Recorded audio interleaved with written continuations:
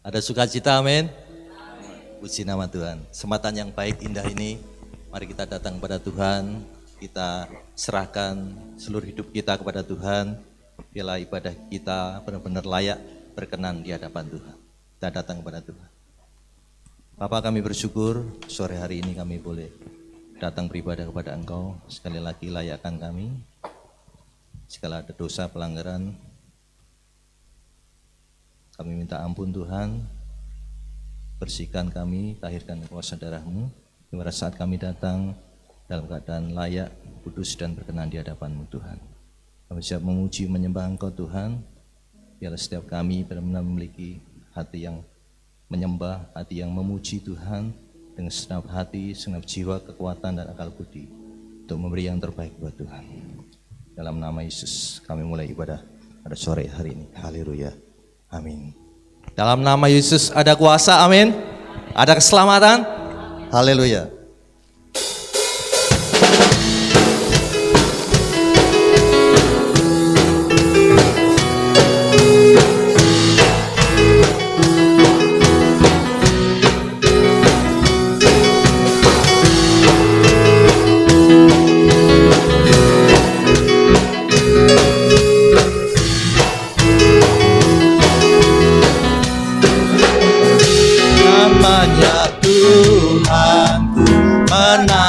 Yang teguh, kota benteng perlindunganku, Allah yang perkasa, Dia Bapa yang kekal, gunung batu keselamatanku,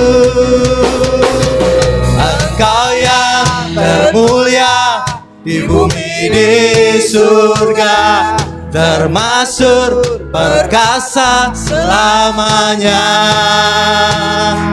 Engkau yang berkuasa di dalam segala hal, ada kuasa dalam nama Yesus. Mari kita bangkit berdiri bersama-sama. Ada kuasa.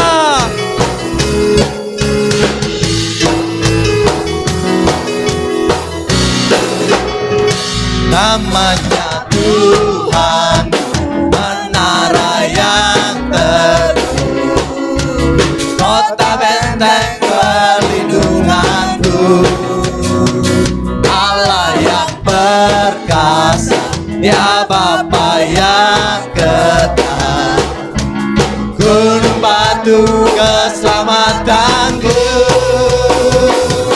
Engkau yang termulia di bumi di surga, termasuk perkasa selamanya.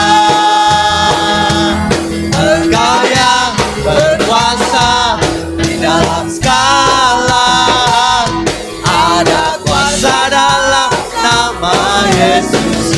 Engkau yang termulia Tuhan, Engkau yang termulia di bumi di surga, termasuk perkasa selamanya. Engkau yang berkuasa di dalam segala hal, ada kuasa dalam nama Yesus. Ada kuasa dalam nama Yesus.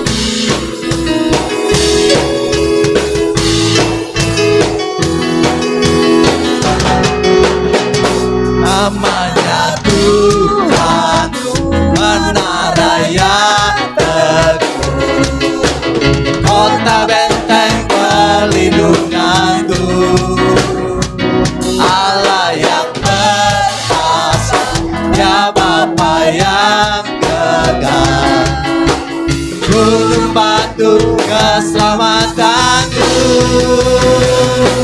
Engkau yang termulia di bumi di surga, termasuk perkasa selamanya. Engkau yang berkuasa di dalam segala hal, ada kuasa dalam nama Yesus. Engkau yang termulia, Engkau yang termulia di bumi di surga. surga, termasuk perkasa selamanya. Engkau yang berkuasa di dalam segala, ada kuasa dalam nama Yesus. Ada kuasa dalam nama Yesus. Ada kuasa dalam nama Yesus. Amin.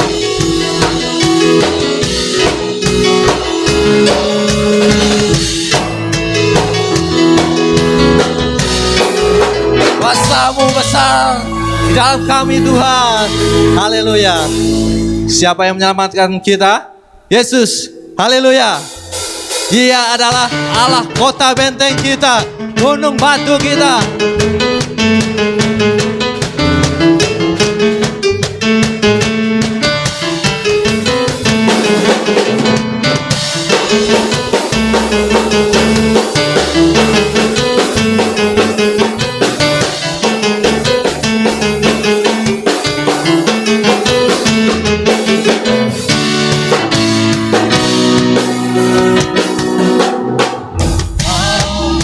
Batuku dan kau, kota bentengku, tak akan ku ragu. Kau menjamin hidupku, kau keselamatanku, dan kau yang membelaku, tak akan ku takut. Kuasa-Mu di dalamku, walau badai menerpa di dalam hidupku ini.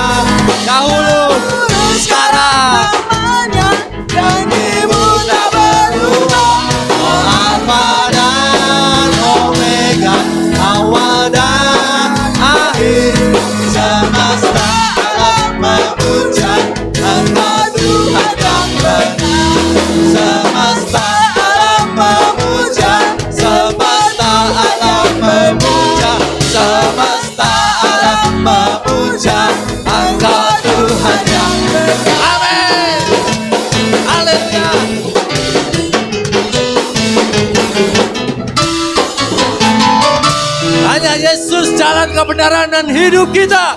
Amin. Haleluya. Silakan duduk dalam hadirat Tuhan. Tidak ada yang bisa membandingi Tuhan Yesus di bumi maupun di surga.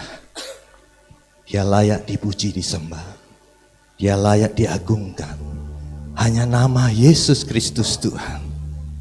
Haleluya.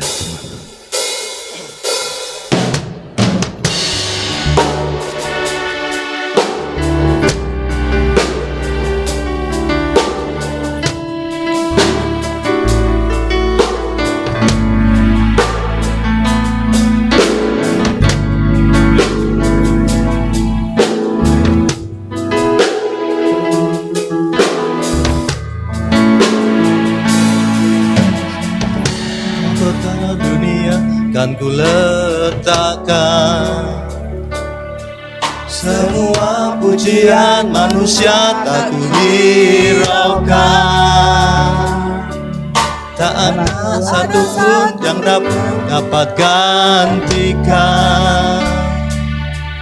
Hanya Kau yang kudus dan hanya Kau terbesar. Kau yang layak Tuhan, Kau yang layak, Kau yang layak, Kau yang layak disembah.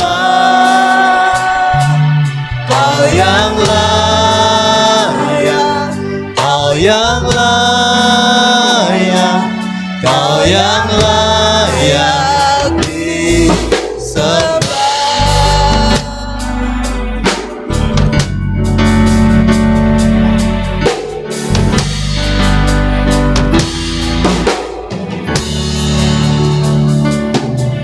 Kau dekat dengan semua yang memanggilmu. Betapa besar dan mulianya karyamu. Sungguh tak ada satupun yang dapat gantikan.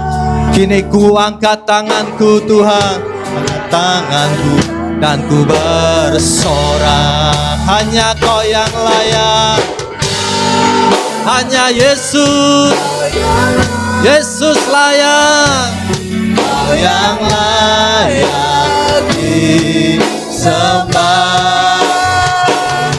Kau yang layak, Kau yang layak, Kau yang layak disembah. Kau yang layak Tuhan, Kau yang layak, Kau yang layak,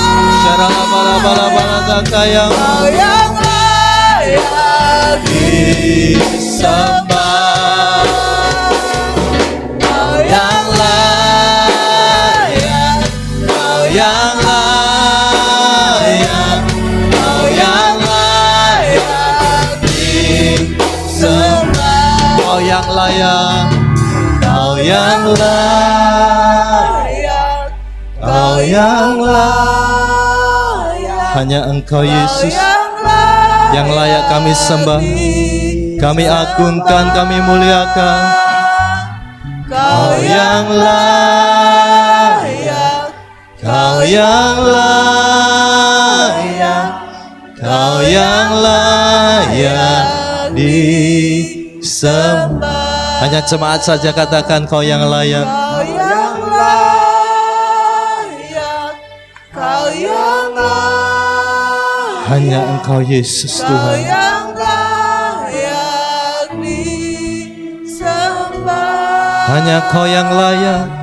Kau yang layak. Hanya Yesus Kristus Tuhan. Kau yang layak. Kau yang layak. Bersama-sama katakan Kau yang layak. Sambil bangkit berdiri katakan Kau yang layak Tuhan. Kau layak terima pujian, Kau layak terima pengagungan. Hanya Yesus Tuhan, Yesus Tuhan. Haleluya.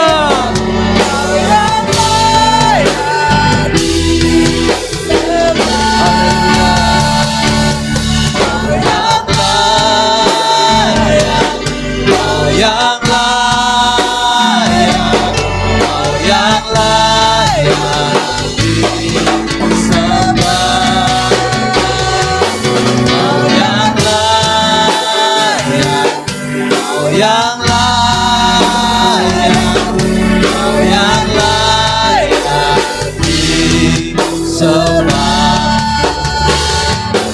Kau yang layak disembah. Kau yang layak disembah. Kau yang layak disembah Tuhan. Kau yang layak dipuji. Hanya nama Yesus Tuhan, Yesus Kristus Tuhan. Nama di atas segala nama, Raja mulialah kekal, penasehat ajaib, Yesus mulia. Shanaya rala bala bala bala dakayamu, Shanaya rala bala bala bala bala bala bala bala bala bala bala bala bala dakayamu, Shanaya rala bala bala bala bala bala bala dakayamu, rala bala bala bala bala bala bala dakayamu, rala bala bala bala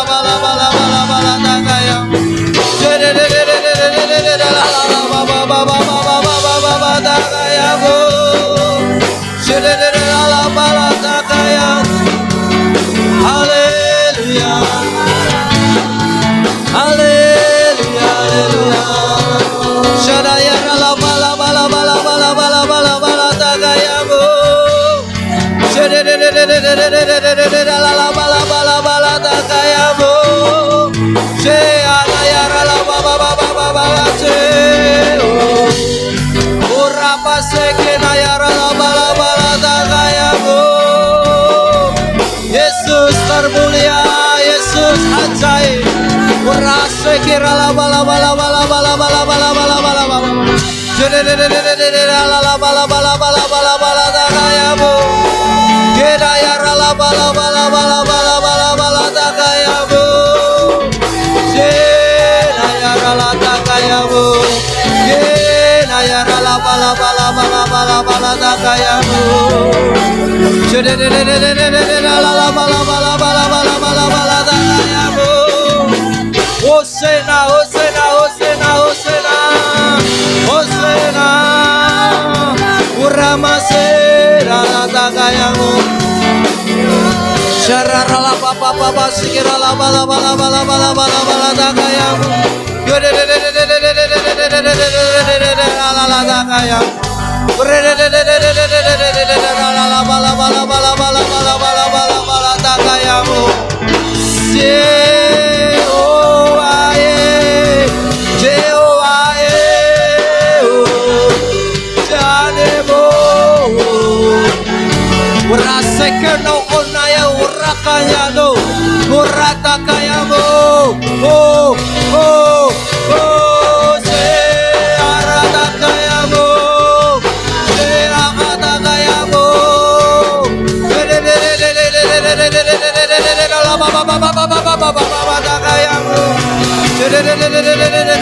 Sama manase, sama manase. Onaya rala baba basekeno, pamase. Onaya toyano, onaya rala takayamu. Oh, oh.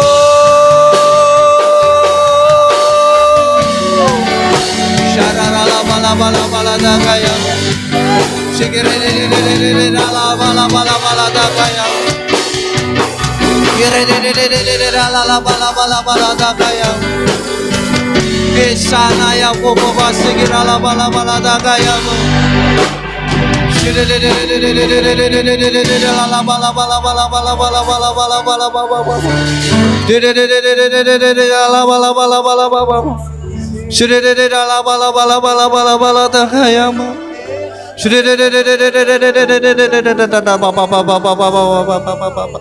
Shikiti tudona ya rahatakaya. Kunaya koto no mana sekino ya nayono. Kito maye sekura la takaya. Kuraba papa sekete la mama sekunaya. Kopa masekenaya kurama datakayamu. Sande ko mama to yendo shiki kurama to yopopo. To amanate anodo sheki no anayo. Shena ya na ya no mama mama ya na ya mama mama dagayamu.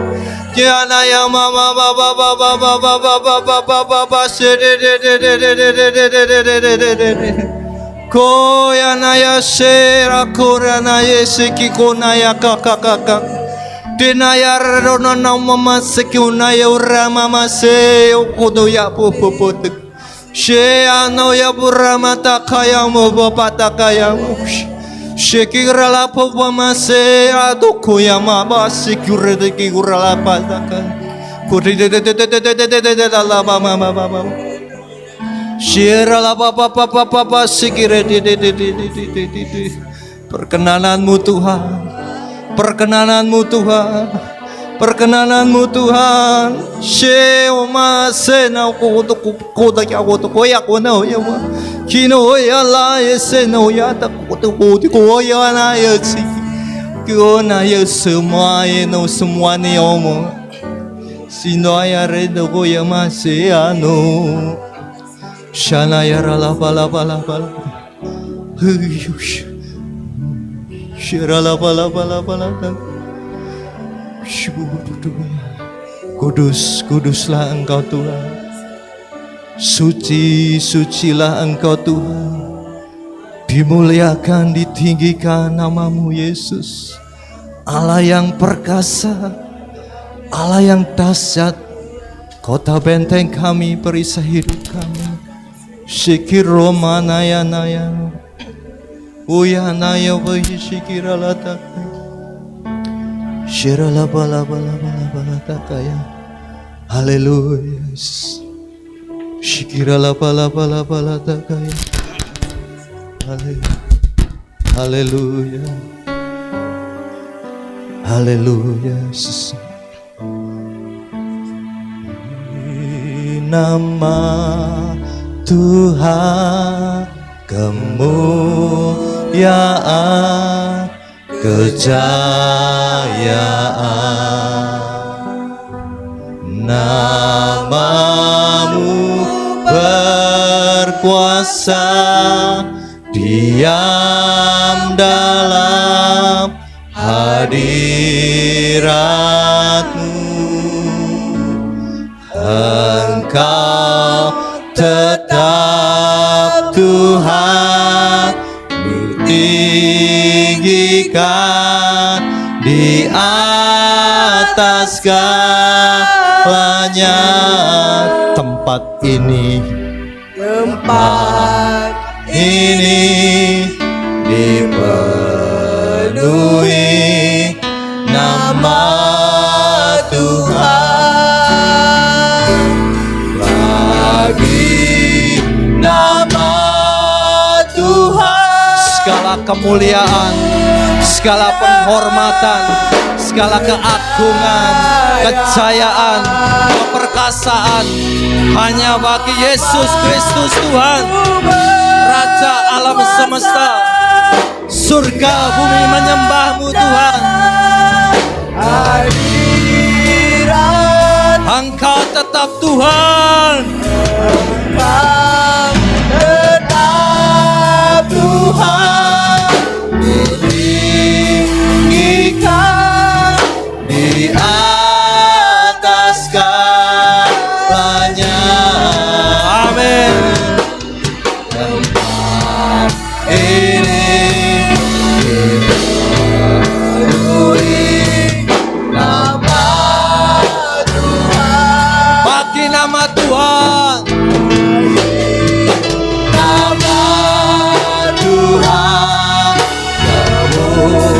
Kemuliaan, kejayaan. Namamu berkuasa. Namamu berkuasa. Dia dalam hadiratmu.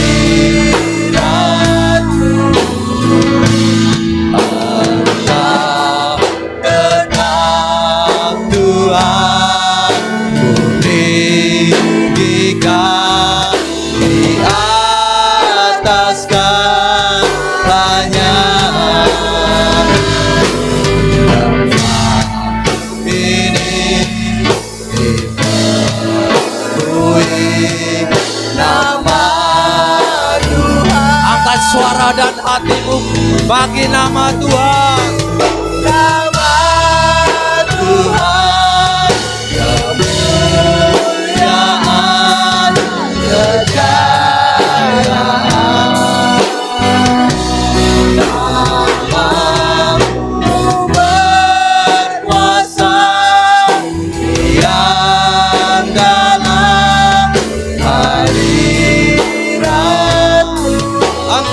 tetap Tuhan Allah yang setia.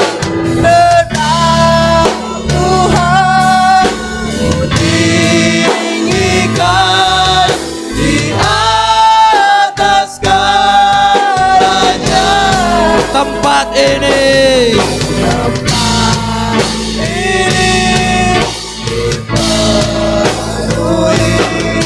nama Tuhan. bangsa ini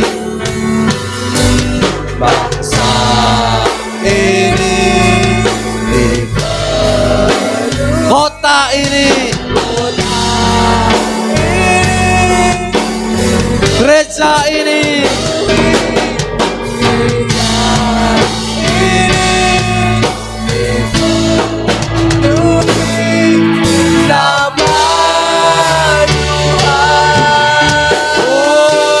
beri sorak-sorai yang terbaik buat Tuhan Allah kita.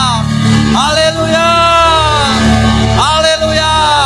Tempat ini dipenuhi dengan nama Tuhan, kemuliaan Tuhan, kekudusan Tuhan nyata di tempat ini dalam nama Tuhan Yesus Kristus. Haleluya, amin. Haleluya. Terima kasih Tuhan. Silakan duduk dalam hadirat Tuhan. Engkau Tuhan Allah yang setia. Sedetik pun Engkau tidak pernah meninggalkan kami Tuhan. Engkau Allah Immanuel yang selalu menyertai kami. Karyamu sempurna dalam setiap kehidupan kami. Karyamu tidak pernah gagal Tuhan. Karyamu nyata dalam setiap kehidupan kami. Engkau Bapa yang setia. Tak pernah sedetik pun Engkau meninggalkan kami Tuhan. Kami bersyukur, kami bangga memiliki Allah seperti-Mu Tuhan. Terima kasih Tuhan. Haleluya.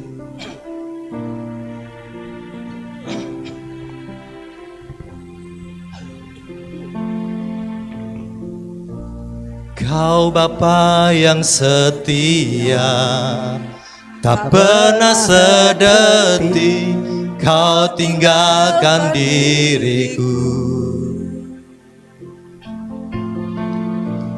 Hatiku teguh di dalam janji-Mu sampai ku melihat kuasa-Mu.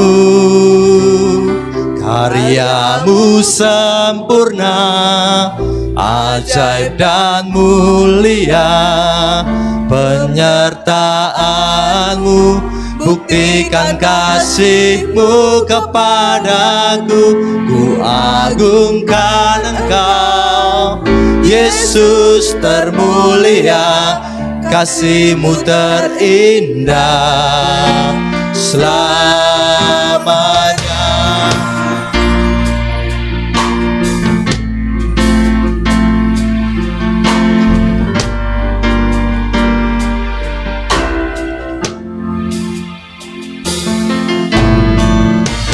Kau Bapa yang setia, tak pernah sedetik Kau tinggalkan diriku.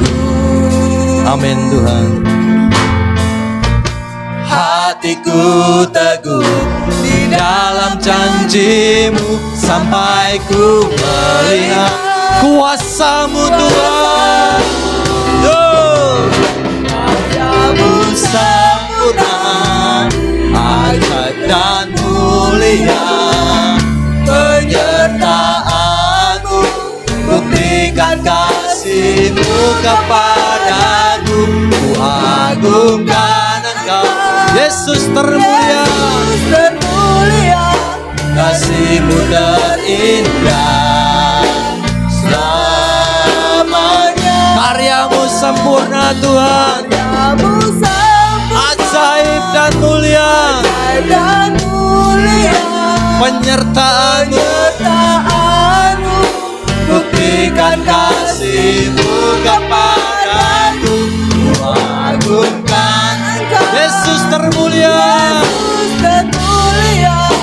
Kasih-Mu terindah selamanya. Sekali lagi kita bangkit berdiri bersama-sama.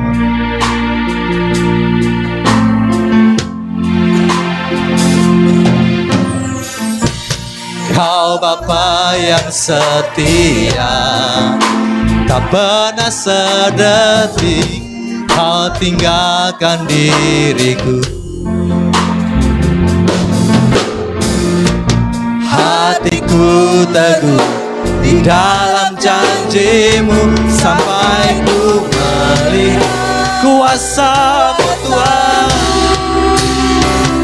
Karya-Mu sempurna, ajaib dan mulia, penyertaan-Mu buktikan kasih-Mu kepadaku. Ku agungkan Yesus termulia, Yesus termulia, kasih-Mu terindah selamanya. Waktu dan pertama silakan. Karya-Mu sempurna, ajaib dan mulia, penyertaan-Mu buktikan kasih-Mu kepadaku. Yesus termulia, kasih-Mu terindah selamanya. Penyertaan-Mu, karya-Mu sempurna, ajaib dan mulia, penyertaan-Mu buktikan kasih-Mu kepadaku. Agungkan Engkau, Yesus termulia, kasih-Mu terindah selamanya. kasih-Mu terindah selamanya, kasih-Mu terindah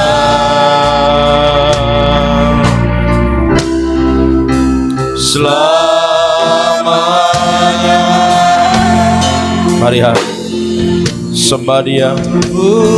Haleluya, Haleluya, haleluya.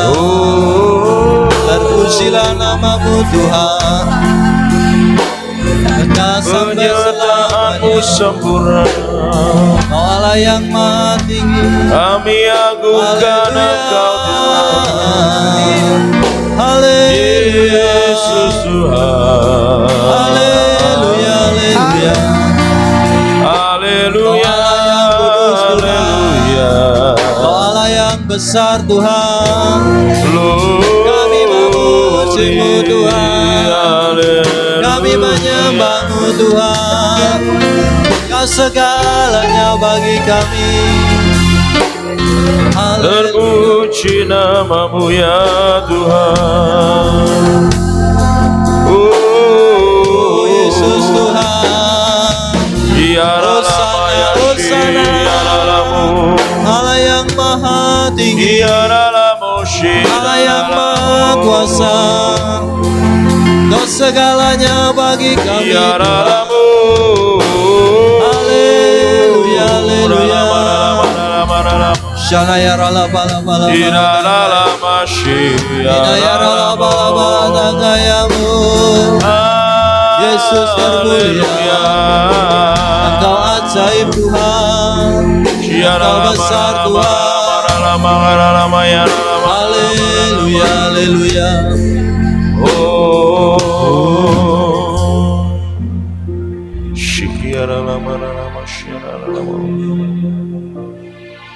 Terima kasih Tuhan.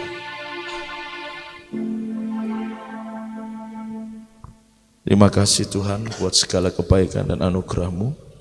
Terima kasih karena kasih setia Tuhan dalam hidup kami yang tidak pernah berhenti mengalir.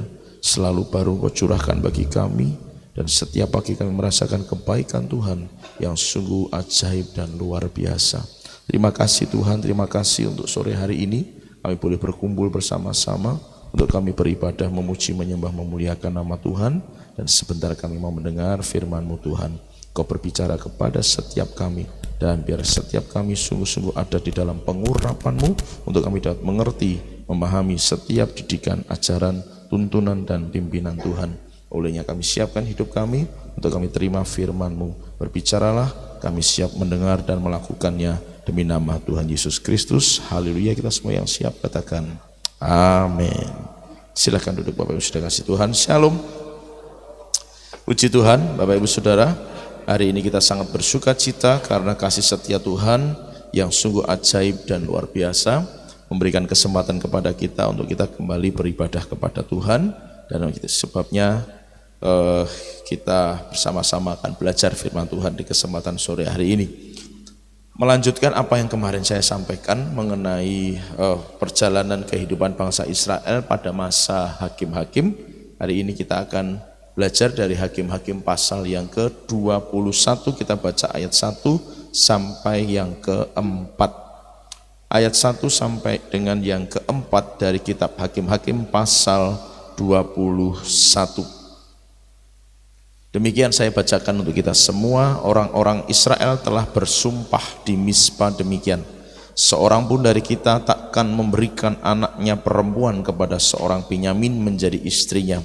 Ketika bangsa itu datang ke Betel dan tinggal di situ di hadapan Allah sampai petang, maka mereka pun menyaringkan suaranya, menangis dengan sangat keras. Katanya, mengapa ya Tuhan Allah Israel, terjadi hal yang begini di antara orang Israel, yakni bahwa hari ini satu suku dari antara orang Israel hilang. Keesokan harinya pagi-pagi maka bangsa itu mendirikan mezbah di situ, lalu mempersembahkan korban bakaran dan korban keselamatan. Sampai di situ saja pembacaan kita. Alur cerita ini akan bisa kita pahami ketika kita membaca di pasal-pasal yang sebelumnya, seperti yang kemarin sudah saya sampaikan, mulai dari ayat pasal 19. Bapak Ibu Saudara nanti bisa baca. Nah, kisahnya kira-kira kalau saya cuplikan lagi, kemarin kita belajar tentang bagaimana peperangan Israel melawan suku Benyamin, gitu kan? Dan singkat ceritanya bahwa Benyamin mengalami kekalahan. Ada 600 orang yang lari ke Bukit Rimon dan bersembunyi di sana. Dan keesokan harinya, gitu ya, setelah 4 bulan kira-kira begitu, Israel lagi mendatangi orang-orang suku Benyamin di Bukit Rimon dengan maksud sebenarnya ingin memusnahkan, gitu ya, kira-kira ingin memusnahkan. Tetapi sebelum mereka sampai ke Bukit Rimon, ketika mereka di Betel, mereka nyanyi nyembah Tuhan, kira-kira seperti itu. Sampai petang mereka menangis di hadapan Tuhan. Yang mereka tangisi adalah begini, bahwa suku Benyamin ini telah melakukan sebuah kesalahan yang cukup fatal, gitu ya. Saya cuplikan kembali, kesalahannya adalah karena mereka, sebagian dari mereka, maksudnya dari suku Benyamin yang tinggal di Gibea itu telah memperkosa gundik seorang Lewi hingga mati, gitu kira-kira. Dan itu yang membuat suku Lewi ini marah, dan juga membuat orang Israel yang lain juga jadi marah.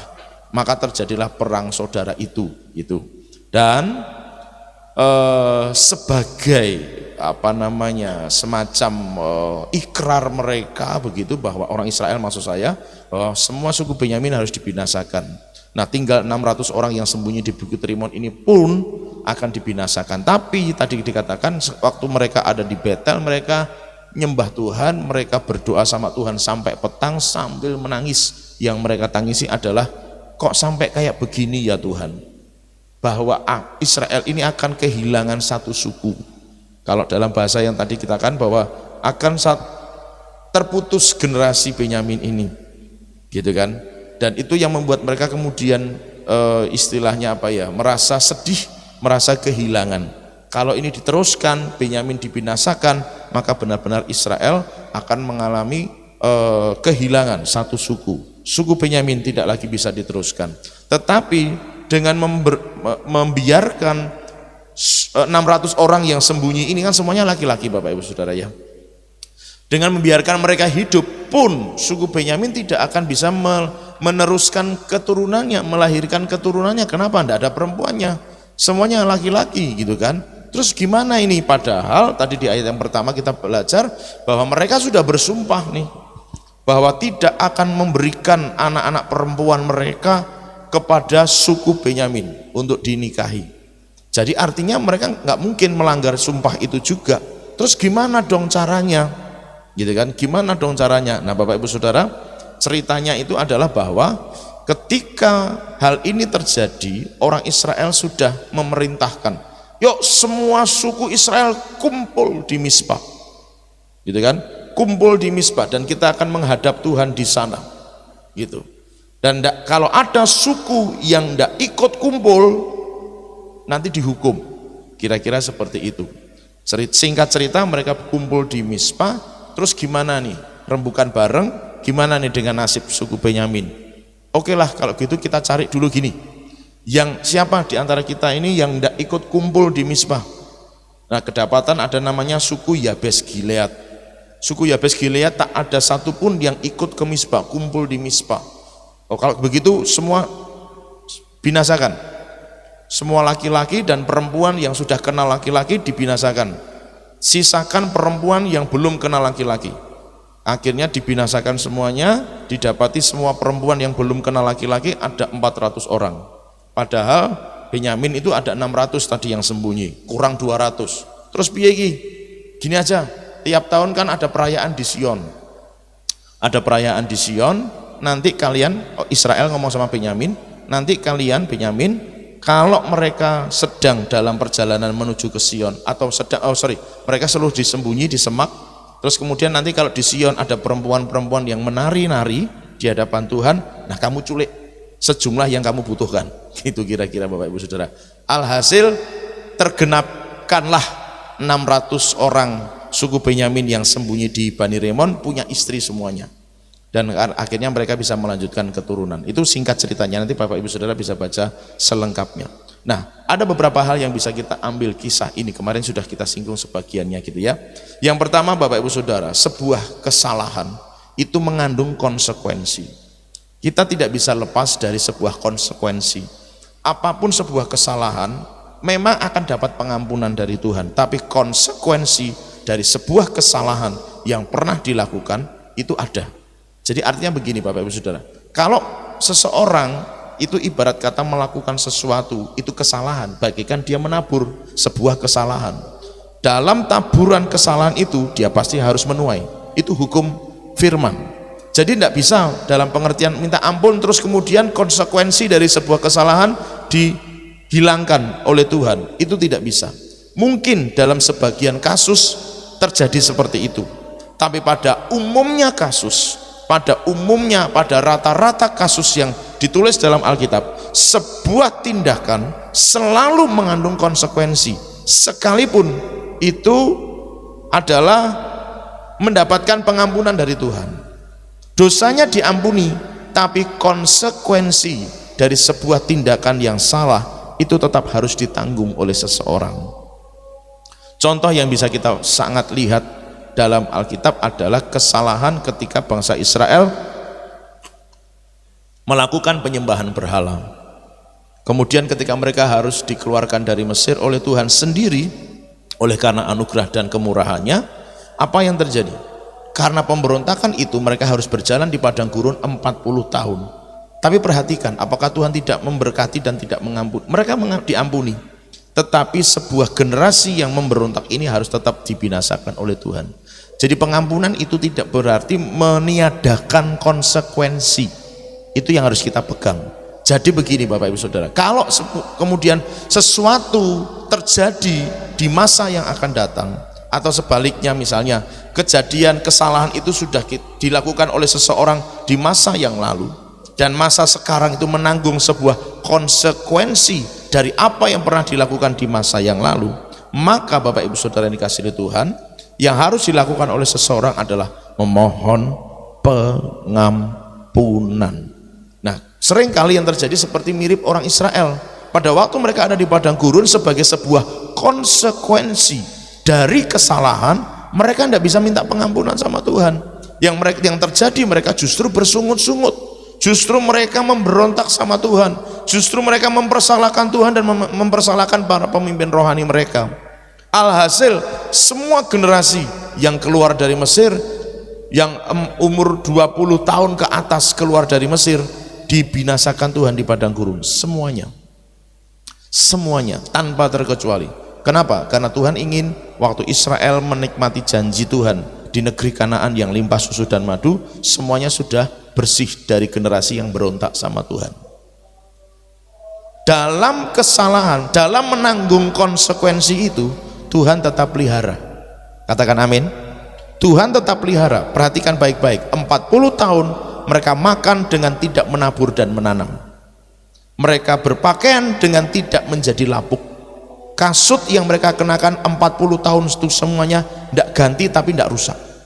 Bayangkan, dalam konsekuensi itu Tuhan tetap menyatakan mujizatnya. Katakan amin.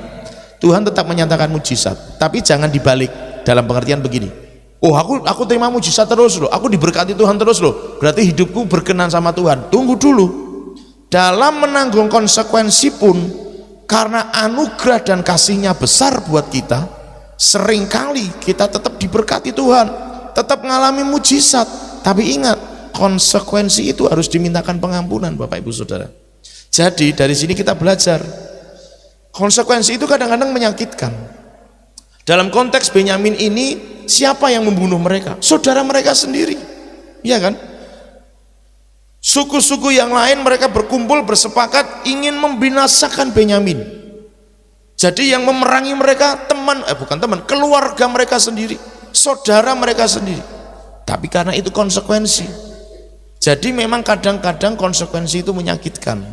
Tapi percayalah, dalam kasih dan anugerah Tuhan yang besar, saat seseorang diizinkan Tuhan menanggung sebuah konsekuensi dari kesalahan di masa yang lalu, itu tetap ada dalam perlindungan dan pemeliharaan Tuhan. Itu hebatnya Tuhan kita. Jadi sekalipun kita nanggung kesalahan, tapi berkatnya nggak pernah disurutkan dari hidup kita. Mujizatnya tetap berlaku buat kita semua. Katakan amin. Nah, cuma sekarang pemahamannya adalah apakah seseorang itu sadar bahwa ini sesungguhnya sebuah konsekuensi dari kesalahan di masa yang lalu. Kalau ini adalah sebuah konsekuensi, berarti yang dilakukan harusnya minta ampun. Nah, kadang-kadang yang sering terjadi, kadang-kadang kok sering, beda ya, salah ya. Yang sering terjadi adalah seseorang tidak sadar ini sebuah konsekuensi, sehingga yang muncul sungut-sungut, sehingga yang muncul mulai menyalahkan sana dan menyalahkan sini, sehingga yang muncul adalah dia mulai berusaha dengan kekuatannya sendiri. Padahal itu sebenarnya sebuah konsekuensi dari sebuah tindakan di masa yang lalu yang ditanggung hari ini, misalnya begitu. Maka orang harus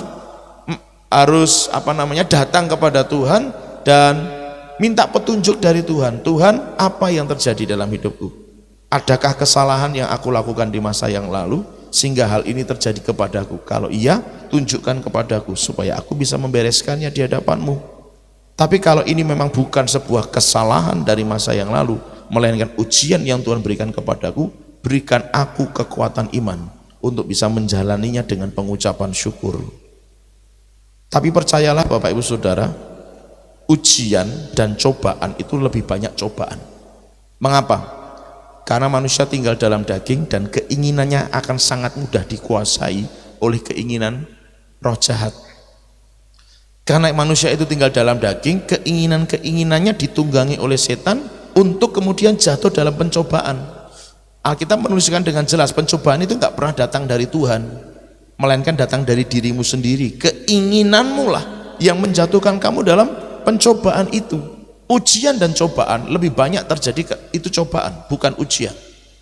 Kenapa? Karena manusia tinggal dalam daging. Begitu mudahnya manusia itu memenuhi keinginannya daripada keinginan Tuhan. Maka tadi saya katakan pencobaan akan lebih banyak terjadi dalam hidup seseorang dibandingkan ujian. Artinya bahwa sebuah permasalahan datang karena kesalahan seseorang, mungkin di masa lalu, gitu ya, dibandingkan dengan masalah yang datang karena memang itu yang datang dari Tuhan, bukan karena kesalahan. Lebih banyak yang datang karena kesalahan, masalah itu. Dan olehnya Bapak Ibu Saudara perlu belajar yang namanya merendahkan hati, merendahkan diri untuk bertanya kepada Tuhan, kok masalah ini terjadi, apa yang salah Tuhan? Bukan untuk bersungut-sungut, bukan untuk kemudian menggerutu atau menyalahkan diri sendiri juga tidak, tetapi untuk mencari tahu Tuhan ini karena apa. Kalau memang ini karena kesalahan di masa yang lalu, aku mau minta ampun Tuhan. Tunjukkan kepadaku di bagian mana aku salah. Oh dulu ternyata aku pernah berontak sama orang tua, misalnya begitu. Oh dulu aku pernah mencuri. Oh dulu aku pernah melakukan kesalahan ini, kesalahan itu. Dan itu belum terbereskan di masa yang lalu, sehingga konsekuensi itu mungkin ditanggung seseorang di masa sekarang. Nah yang seperti ini perlu dibereskan secara detail kan Bapak Ibu Saudara. Tidak bisa hanya sekedar Tuhan ampunilah dosa-dosaku di masa yang lalu. Dosa yang mana? Wong kita sendiri nggak ngerti ada dosa atau tidak, ada kesalahan atau tidak. Mana yang harus diampuni? Harus disebutkan kan begitu, supaya benar-benar ada pengampunannya. Nah jadi Bapak Ibu Saudara yang dikasihi Tuhan, sebuah konsekuensi itu pasti ditanggung. Hanya saja percayalah, sekalipun kita nanggung konsekuensi itu, Tuhan tetap pelihara dia dalam anugerah dan kemurahannya yang besar. Katakan amin. Adam diusir dari Taman Eden bersama dengan Hawa. Itu karena sebuah konsekuensi, melakukan pelanggaran firman. Tapi dipelihara enggak hidupnya? Tetap dipelihara kan oleh Tuhan. Diusir terus ditinggal oleh Tuhan? Enggak pernah. Ayat Alkitab nulis dengan jelas, mereka terusir dari Taman Eden, tapi hidup mereka terpelihara. Menanggung konsekuensi iya, tapi ingat dalam sebuah tanggungan konsekuensi itu, mereka tetap ada dalam anugerah dan mujizat Tuhan. Jadi ukurannya sekarang bukan, memang saya selalu mengatakan, ukuran kita itu jangan diukur dengan berapa banyak mujizat yang kita alami dan berapa banyak berkat yang kita terima. Karena dalam kondisi menanggung kesalahan, menanggung konsekuensi pun Tuhan akan tetap memberkati dan menyatakan mujizat. Nah, yang menjadi persoalan bagi orang Israel sampai dengan hari ini gini loh Bapak Ibu Saudara, yang mereka ceritakan turun-temurun kepada anak-anak mereka itu adalah pertolongan dan keajaiban Tuhan yang terjadi di masa yang lalu. Waktu mereka keluar dari Mesir, bagaimana tulah menghabiskan orang Mesir, itu yang mereka ceritakan. Sehingga konsep pemikiran mereka jadi berkata begini, oh aku ini benar-benar bangsa pilihan, dan mereka di luar sana itu kafir dan layak untuk dibinasakan. Itu yang terpola dalam pikiran orang Israel hingga dengan hari ini. Karena yang mereka ceritakan itu mujizatnya doang, anugerahnya saja. Mereka tidak pernah ceritakan bagaimana nenek moyangmu telah berdosa di hadapan Tuhan sehingga harus berjalan di padang gurun 40 tahun. Mereka ditelan bumi 250.000 orang. Mereka harus menanggung kesalahan ini, kesalahan itu. Itu tidak pernah terceritakan. Yang diceritakan bagaimana Tuhan menolong mereka dengan burung puyuh di padang gurun. Yang mereka ceritakan bagaimana Tuhan menolong mereka dengan mana 40 tahun. Itu yang mereka ceritakan, sehingga pola pikirnya berkata bahwa aku ini tetap bangsa yang berkenan sama Tuhan. Padahal kita tahu jelas Alkitab nulis Yesus saja mereka tolak, padahal kitab nabi-nabi sudah nyebutin itu. Kenapa? Karena mereka anggap, karena pola pikirnya dibentuk dengan cerita. Betul bahwa Tuhan menolong, tapi mereka kurang lengkap menceritakan kepada keturunan-keturunan mereka. Maka Bapak Ibu Saudara kalau bersaksi, ceritakan lengkap. Kalau misalnya seseorang ditolong Tuhan, ngalami berkat, ngalami mujizat, puji Tuhan. Nah, ngalami mujizat berarti kan ada masalahnya dulu toh, sehingga mujizat itu datang. Mujizat kesembuhan berarti kan ngalami sakit. Lah sakitnya kenapa nih? Ini harus juga lengkap diceritakan. Bapak Ibu Saudara, saya ditolong Tuhan dengan menerima mujizat kesembuhan ilahi dari sakit ini. Nah, saya sakit ini itu karena begini. Jadi orang jadi tahu, bukan sekedar dengar bahwa Tuhan yang ajaib, tapi oh kayak begini ini nggak boleh, kayak begini ini salah, kayak begini ini bisa nanggung konsekuensi yang besar. Sehingga kemudian orang, oh berarti aku kayak begitu, aku juga nggak boleh, bahaya nih, kan gitu loh saudara. Nah, yang sering kali kita dengar orang menceritakan kesaksian hanya mujizatnya, tapi nggak menceritakan kalau itu sebuah konsekuensi. Nah, ini jarang disaksikan orang. Nah, ini yang tidak boleh terjadi sebenarnya. Kenapa? Ini nanti akan mengubah cara pandang. Oh, orang terima mujizat, orang terima berkat, hidupnya baik-baik saja. Salah. Ngalami mujizat iya, tapi kenapa kok sebelum ngalami mujizat kenapa itu terjadi? Gitu kan? Ngalami mujizat dihindarkan dari maut, kecelakaan begitu rupa gitu kan, mobilnya ringsek tapi orangnya enggak apa-apa. Lah, kecelakaannya kenapa nih? Harus diceritakan, harus tahu penyebabnya kenapa. Betul bahwa kita harus menceritakan, menyaksikan kebaikan, kemurahan dan mujizat Tuhan. Tapi jangan lupakan penyebab itu terjadi kenapa. Supaya orang jadi ngerti, oh nek nyetir kondisi kayak begitu, orang berkendaraan dengan suasana hati kayak begitu, misalnya begitu kan, wah itu bahaya. Jadi orang dapat pelajaran juga, tidak hanya sekedar mujizat ditolong Tuhan, karena tidak semua orang mungkin akan mengalami hal yang serupa, bahwa orang si A ditolong Tuhan mujizat dari kecelakaan maut, tapi yang lain kecelakaan ya mati, gitu loh saudara. Kenapa? Karena penyebabnya nggak diceritakan. Konsekuensi dari sebuah kesalahan tidak diceritakan, tidak disaksikan. Orang yang mendengar tidak belajar, hanya belajar Tuhan pasti menolong dari kecelakaan maut. Loh, nyatanya kok enggak, kan gitu loh saudara. Nah, orang jadi getir, jadi pahit ke Tuhan karena orang menceritakan kesaksiannya enggak secara lengkap. Ini yang bahaya. Itu yang terjadi pada orang Israel hingga dengan hari ini. Mereka tetap menganggap bangsa yang istimewa. Memang mereka istimewa, tapi keistimewaan mereka itu tidak mereka anggap, mereka tidak memandang keistimewaan itu dari sudut pandang yang lain, bahwa mereka itu pernah dihancurkan sama Tuhan karena sebuah dosa, pelanggaran, penyembahan berhala dan seterusnya. Nah, konsekuensi itu memang pasti harus ditanggung. Sebuah kesalahan yang pernah dilakukan selalu mengandung konsekuensi. Nah, kalau ada kasus-kasus khusus orang tidak nanggung konsekuensi, itu kemurahan Tuhan. Gitu loh Bapak Ibu Saudara. Itu perkenanan Tuhan. Tapi umumnya hukum yang bicara secara rata-rata, sebuah kesalahan pasti nanggung konsekuensi, dan itu harus kita sadari. Jadi persoalan dan permasalahan kita hari ini barangkali adalah konsekuensi dari sebuah kesalahan di masa lalu. Atau nanti mungkin akan terjadi masalah sesuatu, barangkali itu adalah konsekuensi dari masa hari ini. Maka itu perlu ditanyakan kepada Tuhan, supaya apa? Ada pemberesan. Camkan baik-baik dalam hati dan pikiran, kesalahan itu tidak terbereskan akan tetap dianggap dosa, dipandang dosa di mata Tuhan. Dan kalau sampai Tuhan datang atau kita atau seseorang mati masih dalam keadaan membawa dosa, itu berbahaya. Yang saya yakini dari firman Tuhan adalah orang yang masih berdosa tidak mungkin mendapatkan keselamatan. Itu yang saya tahu dari Alkitab. Kalau ada orang memiliki keyakinan yang berbeda dari yang saya yakini, itu terserah saja, tidak apa-apa. Tapi yang saya yakin dari firman, selama dosa tidak diakui, 1 Yohanes 1 ayat 9, dosa itu enggak diakui, itu akan tetap menjadi dosa dalam diri seseorang. Dan dosa tidak mungkin bisa diterima di kerajaan surga.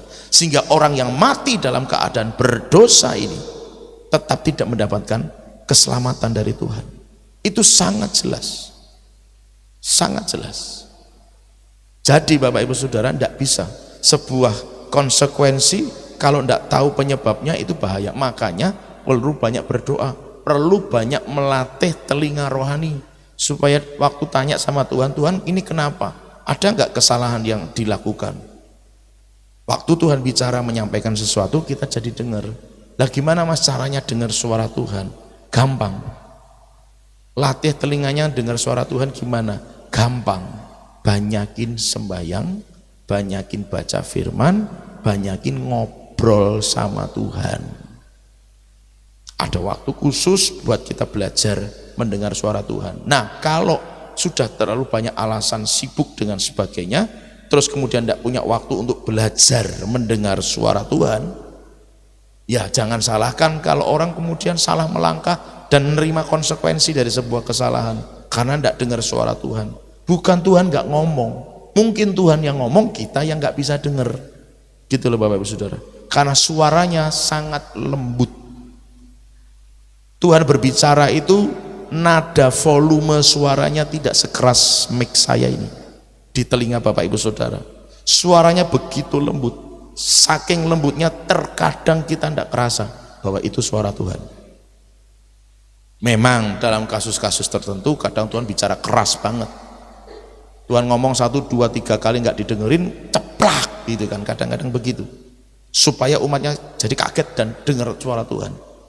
Itu memang kadang-kadang Tuhan begitu. Tapi intinya adalah sebuah konsekuensi itu, kesalahan itu harus nanggung sebuah konsekuensi. Tapi tidak apa-apa. Paulus itu dalam pandangan saya, dia menanggung sebuah konsekuensi.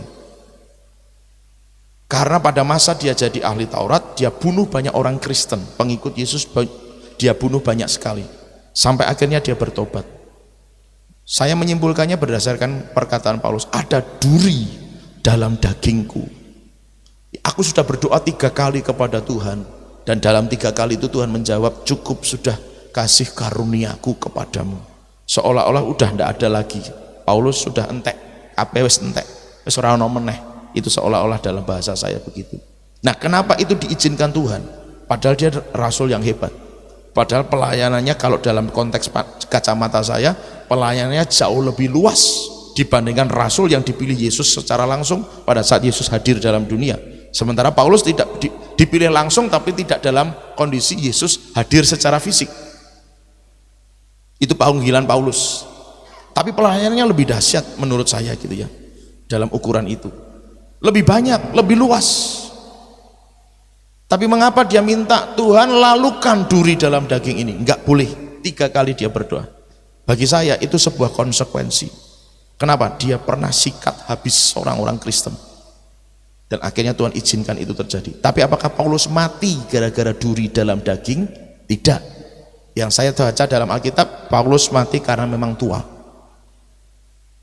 Pelayanannya sudah banyak, dia sudah fisiknya sudah capek, maksudnya ya sudah tidak kuat lagi untuk pelayanan, dia mati dalam keadaan mati tua lah, intinya begitu.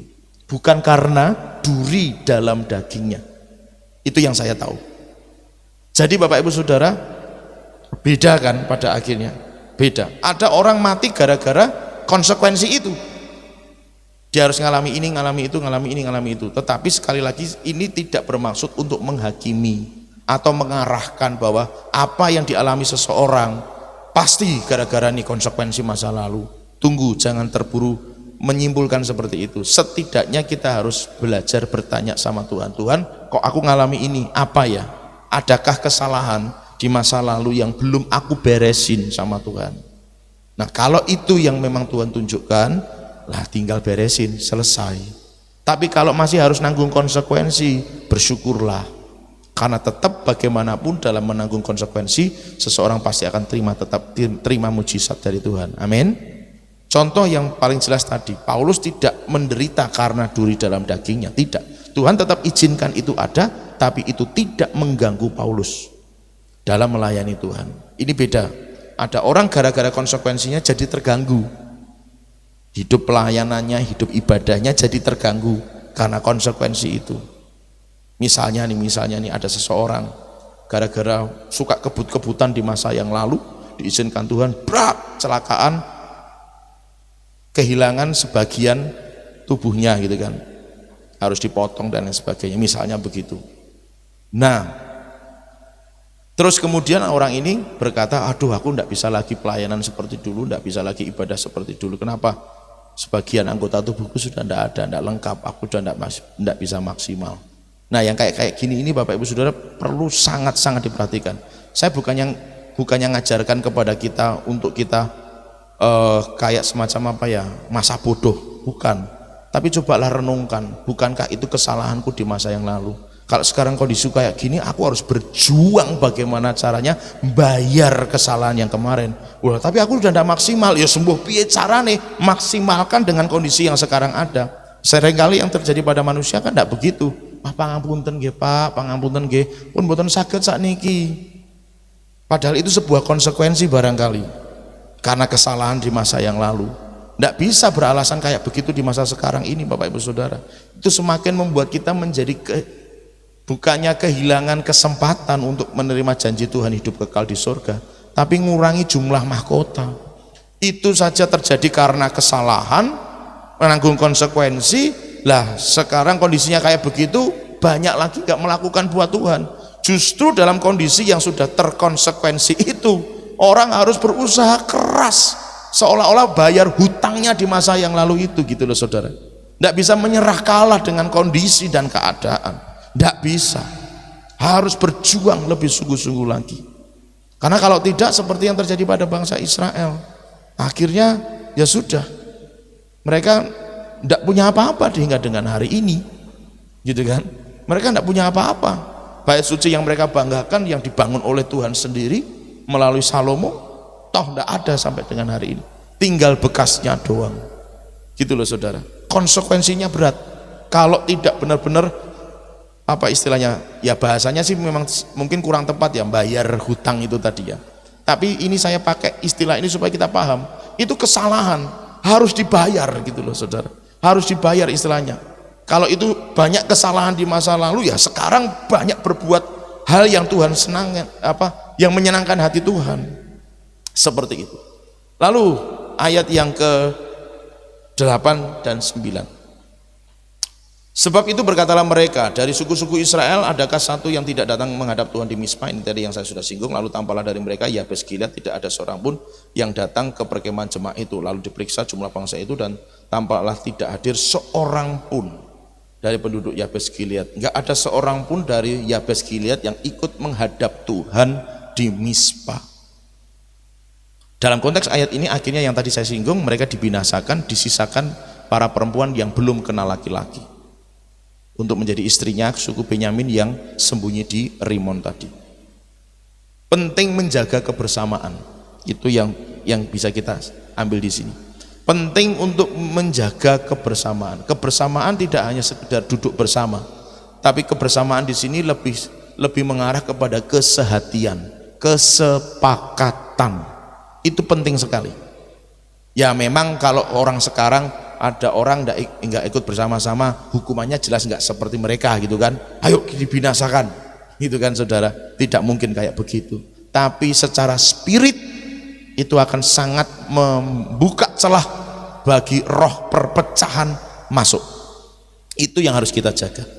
Tidak hanya berbicara pada gereja lokal, tapi juga berbicara pada gereja kota, atau maksud saya gereja dalam sebuah kota, atau gereja dalam sebuah bangsa, atau gereja dari semua bangsa-bangsa yang ada. Kesatuan itu harus dijaga. Penting kebersamaan. Makanya kenapa sih saya mengajak Bapak Ibu Saudara, seringkali mengajak, Pak Bu, ada kegiatan doa di sana nih, ayo berangkat yuk, gitu loh. Kenapa? Itu hanya supaya kita benar-benar memiliki sense of belonging, gitu. Memiliki perasaan, oh ya ini juga menjadi bagian dari hidupku, ini bagian dari gereja tubuh Kristus di kotaku, ini bagian dari tubuh Kristus di bangsaku, gitu loh Bapak Ibu Saudara. Bukan bermaksud apa-apa, pas kegiatan gereja sakeram ada anggurono rene, bukan itu. Saya cuma ngajak Bapak Ibu Saudara, ini loh, ini bagian dari tubuh Kristus yang juga kita harus support ada di sana, karena pentingnya kebersamaan. Jangan sampai, bukan berarti menghakimi, maafkan kalau bahasa saya mungkin terlalu keras, jangan sampai gara-gara ketidakmauan kita untuk hadir di sana membuka pintu celah roh perpecahan masuk. Gara-gara satu gereja tidak mau ikut misalnya begitu, roh perpecahan masuk dalam tubuh Kristus dalam sebuah kota, dan akhirnya tubuh Kristus dalam satu kota tidak bisa disatukan karena roh perpecahannya terlalu besar, karena gereja-gereja nggak mau diajak bersama-sama. Ini menjadi sangat penting Bapak Ibu Saudara. Terlepas dari adanya kesalahan atau tidak, misalnya begitu ya, kasus Cianjur dan beberapa wilayah di negara kita, sebenarnya kalau mau di list begitu, Indonesia itu ada beberapa yang ngalami, bukan gempanya tapi bencana alamnya yang menelan korban juga, gitu ya, walaupun yang terbanyak kayaknya kasus yang Cianjur. Tapi buat saya, maksud saya cuma begini, mengajak Bapak Ibu Saudara untuk melihat nilai sebuah kebersamaan dalam tubuh Kristus. Keselamatan itu akan terjadi pada bangsa-bangsa kalau itu hukum Alkitab, kalau gerejanya bersatu, tubuh Kristusnya bersatu. Tanpa ada kesatuan tubuh Kristus akan menjadi omong kosong, nol bicara soal keselamatan jiwa-jiwa. Enggak akan mungkin terjadi. Kebangunan rohani hanya akan terjadi satu-satunya jalan supaya kebangunan rohani terjadi pada sebuah kota, bangsa, dan seterusnya adalah ketika tubuh Kristus mau bersatu. Tanpa kesatuan tubuh Kristus akan bicara kosong. Nah, dalam gereja lokal pun sama. Dalam gereja lokal sama. Kalau kesatuan tubuh ini tidak bisa dijaga dengan baik, mau bicara keselamatan jiwa-jiwa, mau berdoa sampai nangis-nangis darah di hadapan Tuhan, kalau gereja lokalnya nggak bisa jaga kesatuan tubuh Kristus, susah mau bicara keselamatan, susah mau rebut jiwa-jiwa. Wong di dalamnya tidak ada kesatuan. Pentingnya kebersamaan. Dalam konteks ini harus dibinasakan mereka yang tidak mau datang menghadap Tuhan, sama-sama binasakan dalam konteks mereka ya, dalam konteks ayat ini. Karena apa? Bagi mereka kebersamaan itu penting. Yuk, namanya menghadap Tuhan sama-sama, yuk ayo sama-sama kita menghadap Tuhan.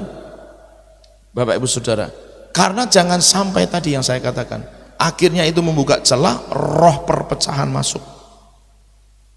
Kan itu ada ayatnya kan,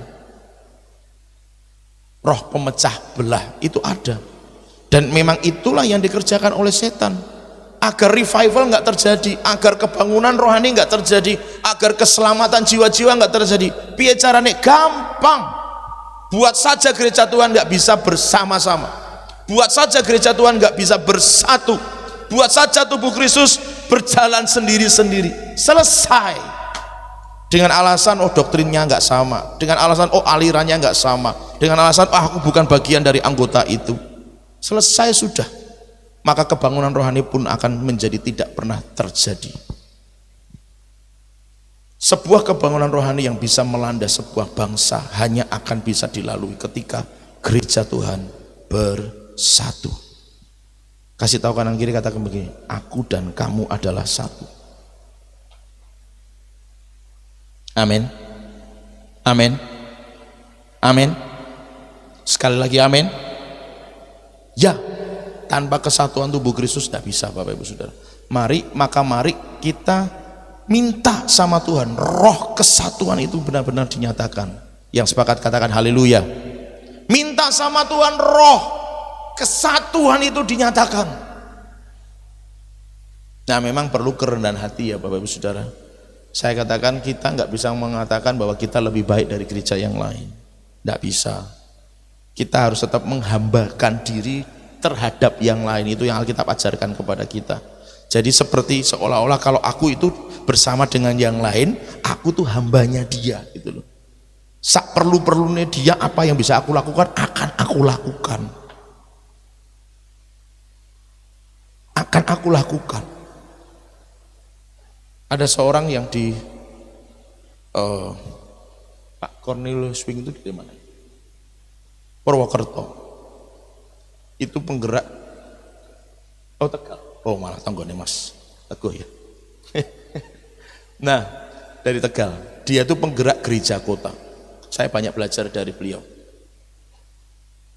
Walaupun saya bukan dimentori oleh beliau gitu ya, tapi saya banyak belajar seminar-seminar. Dia mampu menggerakkan gereja kota. Gereja kota itu gimana? Ada satu kesepakatan di antara gereja-gereja. Yuk satu di dalam satu momen, enggak tahu itu sekali setahun berapa kali saya nggak tahu, tapi dia mampu menggerakkan gereja-gereja Tuhan untuk sepakat, yuk ibadah raya bersama. Gerejanya tutup, masing-masing gereja lokal kumpul bareng, ibadah raya bareng, sampai bisa begitu loh. Itu semuanya bisa terjadi kalau setiap gereja lokal ngerti, ya aku bagian dari tubuh Kristus, ya demi kotaku aku harus bersama. Kebersamaan itu penting Bapak Ibu Saudara. Sekalipun kita beda gereja misalnya begitu, kita beda aliran, kita beda denominasi, kalau dalam gereja lokal ini kita beda kebiasaan, beda cara berpikir, beda cara berkata-kata dan lain sebagainya, beda talenta karunia. Ya memang perbedaan diciptakan supaya bisa saling mengisi satu dengan yang lainnya. Alkitab nggak pernah nulis kamu semua bukan mata semuanya. Kalau semuanya mata, telinganya di mana? Itu kan 1 Korintus bilang begitu. Kamu memang semuanya nggak mulut. Kalau semuanya mulut, matanya di mana? Ya memang begitulah, mata ada dua, telinga ada dua, tempatnya juga di situ, nggak bisa diubah. Madepnya telinga juga seperti ini. Coba madepnya telinga begini, nggak begitu. Budek kabeh. Kenapa? Kisenan banyu nek udan. Ya memang sudah beginilah desain tubuh Kristus itu seperti itu gitu loh saudara. Dan harus disadari, harus dipahami secara secara andap asor, secara merendahkan hati. Harus dipahami dalam konteks begitu. Kalau tidak dalam merendahkan hati nggak bisa. Nah, beliau Pak Pendeta ini tadi yang saya katakan itu, dia bisa mengatakan, Pak, apa yang kau butuhkan? Itu yang belum bisa saya lakukan. Saya baru belajar. Apa yang Anda butuhkan? Tak bantu.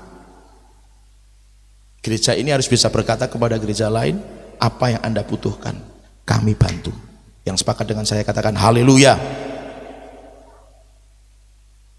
Apa yang Anda butuhkan, kami bantu. Yo sebisanya Bapak Ibu Saudara. Dek butuhe kapal pesiar awake dhewe ora iso ngeki ya ora mungkin awake dhewe sing ngutang golek kapal pesiar nggo deknen yang gitu kan malah salah. Gitu kan. Tapi apa yang Anda butuhkan yang kami bisa bantu, tak bantu. Harus bisa begitu. Masing-masing kita seorang demi seorang, kalau di sekitarnya ada tetangga, ada anak Tuhan atau bukan anak Tuhan yang butuh bantuan Anda, ayo kita lakukan sama-sama. Amin. Nabur kebaikan kasih Kristus itu sama dengan nabur benih firman atas hati mereka. Pada satu saat ketika itu kita tabur dan kita doakan, biarlah kebaikan hatiku menjadi benih Tuhan buat hatinya. Suatu saat itu akan tumbuh, entah kapan. Percayalah itu pasti terjadi, bahwa dia pasti akan terima Yesus Kristus sebagai Tuhan dan Juru Selamat. Katakan amin. Maka Bapak Ibu Saudara, ya tapi juga perlu hati-hati. Ini konteks di tempat saya ya, mungkin di tempat Bapak Ibu Saudara beda. Kalau di tempat kami itu ibu-ibu kumpul memang isinya ngerumbi. Saya tidak tahu di tempat panjenengan gimana. Nek bapak-bapak kumpul isinya karambol. Itu di tempat saya. Itu. Ya kita tetap harus jadi berkat, harus jadi saksi. Ini ojo ikut-ikutan gitu maksudnya. Ikut-ikutan yang buruk lah ya. Yang buruknya jangan diikuti. Tapi tetap harus jadi garam dan terang. Maka ya tetap harus bisa kumpul dengan mereka dan menabur kebaikan di sana. Harus belajar. Nah, nilai kebersamaan itu sampai di situ. Apa yang Anda butuhkan, aku bantu. Aku bantu. Apa yang Anda perlukan, aku bantu semampuku. Itu nilai kebersamaannya di sana. Dan dalam konteks kita gereja Tuhan, tubuh Kristus, yaitu tadi harus bisa kita melepaskan atribut kita, melepaskan semua yang kita pikirkan, waduh itu repot, waduh itu susah, waduh itu nanti jadi kemalaman dan lain sebagainya. Harus bisa dilepaskan demi sebuah kesatuan tubuh Kristus. Yang mengerti katakan amin. Harus bisa, harus. Karena pada akhirnya nanti kita nyembah Tuhan tidak lagi di Yerusalem dan seterusnya kata firman Tuhan. Tapi pada waktunya kita akan nyembah Tuhan bersama-sama. Bersama-sama loh. Pada waktunya akan nyembah Tuhan bersama-sama. Nah kapan? Ya enggak tahu. Lah siapa yang mimpin ya enggak ngerti. Tapi waktu ada gerakan, hai gereja Tuhan dimanapun, yuk kita ambil waktu nyembah Tuhan sama-sama. Harus berangkat nyembah Tuhan sama-sama. Yang mengerti katakan amin. Harus begitu. Itu nilai namanya. Nilai yang Tuhan ajarkan tentang kebersamaan tubuh Kristus. Terakhir Bapak Ibu Saudara, pada waktu mereka datang di Mizpah, mereka berdoa sama Tuhan. Orang Israel yang berdoa, Tuhan ini gimana nih? Nek ini tak habisin, berarti suku Israel hilang satu. Dan berarti garis Israel ini putus di tengah jalan, karena tidak ada lagi Benyamin. Memang Alkitab tidak nulis bahwa itu hikmat dari Tuhan. Akhirnya mereka Israel mencarikan istri buat suku Benyamin yang tinggal 600 orang. Walaupun juga caranya saya sendiri aneh gitu ya, menurut saya ini caranya kok aneh gitu ya. Tetapi bagi saya itulah anugerah dan kemurahan Tuhan. Konsekuensi harus ditanggung ya. Tapi saat orang mau datang merendahkan hati, menghadap Tuhan, minta pengampunan, Tuhan pasti pulihkan. Katakan amin. Tuhan pasti pulihkan. Jadi Bapak Ibu Saudara, dalam setiap konsekuensi yang mungkin ditanggung, percayalah bahwa anugerahnya tetap berlimpah. Jangan yang diharapkan jangan mujizatnya tadi ya, berkat dan mujizatnya pasti tetap Tuhan berikan. Tapi yang paling penting untuk di atas semua itu adalah minta anugerah pengampunannya. Tidak ada dosa dan kesalahan yang tidak diampuni oleh Tuhan. Hanya tinggal bagaimana seseorang menyadari, oh iya aku kayak gini ini aku salah. Oh iya, aku kayak gini ini berarti aku nggak melakukan firman. Oh iya, kalau aku kayak begini ini berarti aku nggak tunduk, nggak taat. Aku salah di hadapan Tuhan. Tuhan ampunilah aku. Bahkan itu sebuah konsekuensi yang dalam bahasa manusia ukurannya besar banget. Bayangkan tinggal 600 orang, dan itu pun yang berdoa sebenarnya Israel bukan Benyamin. Tapi percayalah Bapak Ibu Saudara, nilainya di sini sama. Intinya adalah entah itu yang melakukan atau yang tidak melakukan. Lebih-lebih yang melakukan, misalnya dari suku Benyamin datang sama Tuhan minta pengampunan, gitu ya. Tapi ini kan Israel yang datang sama Tuhan dan berdoa, sehingga kemudian Israel punya belas kasihan. Ya udah nggak usah dihabisin, carikan istri aja sama mereka. Wah, enak banget ya saudara ya, carikan istri buat mereka gitu kan. Israel yang punya inisiatif itu. Tapi disinilah anugerah itu berlaku dan berlimpah. Kalau seseorang mau datang sama Tuhan dengan sungguh-sungguh, menghadapkan hatinya, Tuhan ini loh hatiku kayak gini, menurut Tuhan mana yang perlu dipotong, ini loh Tuhan hatiku tuh kayak gini, menurut Tuhan mana yang harus diringso ini Tuhan, ini loh Tuhan hatiku kayak gini, mana yang menurut Tuhan harus dikembangkan lebih banyak lagi. Biar Tuhan sendiri yang mengerjakan itu sama hati kita, sama hidup kita. Dan percayalah, karena anugerahnya besar atas kita, maka kita akan mendapatkan pengampunan dan belas kasihan Tuhan. Yang mengerti katakan haleluya. Jadi Bapak Ibu Saudara, tidak ada. Mari kita sama-sama tinggal kita menyadari ini sebuah hal yang baik, benar atau tidak. Tanpa kesadaran itu orang gak akan mungkin datang sama Tuhan dan berkata, Tuhan ampunilah aku. Kenapa? Dia tidak tahu kesalahannya di mana. Orang gak ngerasa dia salah, gak akan mungkin minta pengampunan dari Tuhan. Hampir sama dengan orang gak ngerasa dia sakit, dia gak akan pergi ke dokter dan cari obat. Tapi kalau orang sadar dia sakit, butuh obat, butuh dokter, dia akan cari obat, dia akan cari dokter. Sama kalau orang menyadari aku berdosa, aku salah di mata Tuhan, dia akan datang sama Tuhan dan minta pengampunannya. Tapi orang kalau tidak nyadari dia salah, dia keliru, dia berdosa, dia nggak akan pernah datang sama Tuhan untuk minta pengampunan. Yang dia doakan pasti hanya berkat, mujizat. Siapa di antara kita yang tidak pernah berdosa sama sekali? Bahkan seorang Abraham pernah berdosa, seorang Musa pernah berdosa, Saul, Daud, Salomo, Elisa, Elia pernah berdosa. Petrus, Yohanes, Paulus pernah berdosa. Tapi kuncinya bukan pada di situ. Kesadaran, Tuhan ampuni aku. Petrus harus nangis guguk, dalam bahasa Jawanya begitu, ketika dia mendengar ayam berkokok dan minta pengampunan Tuhan. Petrus harus mati martir. Dalam pelayanannya itu sejarah Katolik mengatakan demikian. Petrus harus mati martir, dan hukuman pada waktu itu sama dengan hukuman yang ditanggung Yesus, yaitu harus disalib. Tapi karena Petrus menyadari aku nggak layak mati seperti caranya Yesus, maka dia minta, kata sejarah berkata begitu, dia minta dia disalib dengan cara kepala di bawah, disalib terbalik. Itu yang Petrus minta. Kesadaran, aku pernah mengkhianati dia, aku tidak layak harus mati kayak dia caranya. Kalau aku harus disalib, aku minta kepalaku yang di bawah, jangan di atas. Aku tidak layak seperti Yesus. Ada kesadaran bahwa Tuhan, aku perlu anugerah-Mu, aku perlu pengampunan-Mu, aku perlu kuasa-Mu, aku perlu pengurapan-Mu.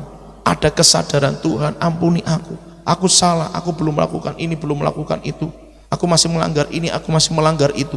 Ada kesadaran, Tuhan aku masih terikat ini, terikat itu, dan seterusnya dan sebagainya.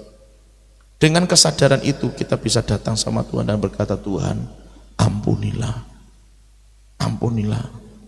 Apapun Bapak Ibu Saudara, yuk datang sama Tuhan. Anugerahnya besar buat kita semua. Mari kita datang kepada Tuhan.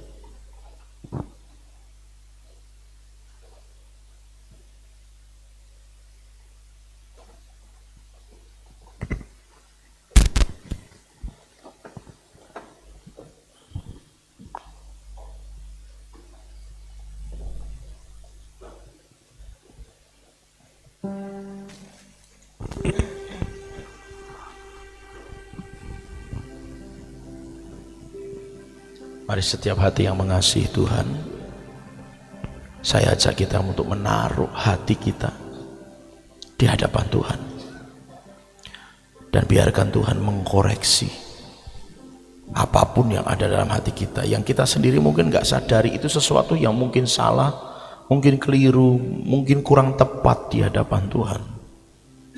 Tapi mari saya ajak setiap kita memiliki sebuah kesadaran, Tuhan, aku perlu Engkau. Aku perlu Engkau koreksi, Tuhan. Mana yang salah, mana yang benar, mana yang harus aku tinggalkan, aku buang, aku hancurkan. Mana yang harus aku tingkatkan, aku harus perbaharui. Perlu ada kesadaran bahwa aku tidak bisa, Tuhan, kalau Engkau nggak ngomong sama aku. Aku nggak bisa, Tuhan, kalau Engkau diem aja. Aku nggak bisa, Tuhan, kalau Engkau nggak nyatain isi hatimu sama aku. Aku jadi nggak ngerti, aku jadi nggak tahu harus ngapain. Perlu kesadaran untuk bisa berkata begitu kepada Tuhan, Bapak Ibu Saudara. Olehnya saya ajak, mari sama-sama datang padanya.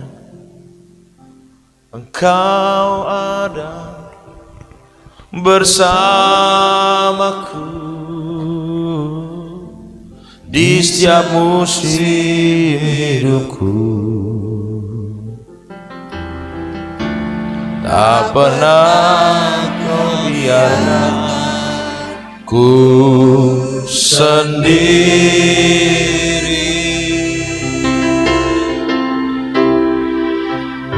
Kekuatan di jiwaku adalah bersamamu. Pernah ku ragukan kasih-Mu. Mari katakan, bersamamu Bapa.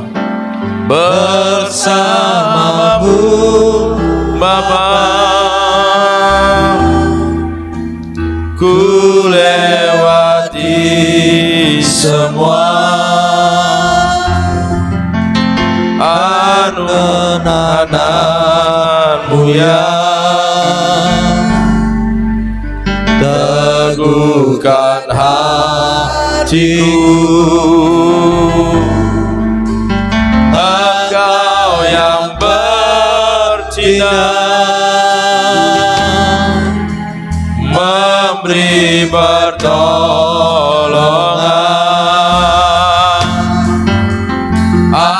anugerah-Mu besar melimpah bagiku. Engkau ada bersamaku di setiap musim hidupku. Tak pernah Kau biarkan ku sendiri. Oh, kekuatan di jiwaku adalah bersamamu. Tak pernah ku ragukan kasih-Mu. Bersamamu, bersamamu Bapa, ku lewati semua perjalanan-Mu yang teguhkan hatiku. Engkau yang bertindak memberi pertolongan,